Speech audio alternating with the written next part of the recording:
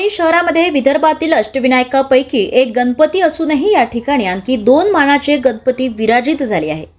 पंचमुखी गणेश, रानजीचा गणेश आणि धरणीधर गणेश असे या 3 मानाचे गणपती या ठिकाणी असून या मूर्त्यांना जुना इतिहास आहे।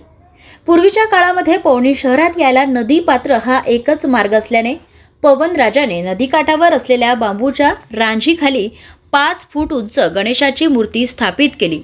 कालांतराने नदीकाठावर रांजी मोठ्या प्रमाणात तयार झाल्याने तण गावामध्ये या परिसरामध्ये वाढल्याने नागरिकांनी या गणपतीकडे पाठ फिरवली होती। गावातील काही तरुणांनी येथील स्वच्छता करून परत गणपतीची पूजा अर्चना सुरू केली।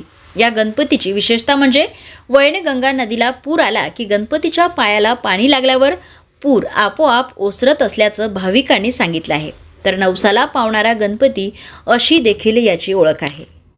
माझं नाव किशोर शंकरराव लांजेवार। काय सांगाल, काय विशेषता आहे गणपतीची? हे रांजीचा गणपती आहे। इथं ह्या मंदिराला 351 वर्ष झालेले आहेत। इथं खूप सारे रांजे होत्या, इथं कोणी यायला तयार नव्हते।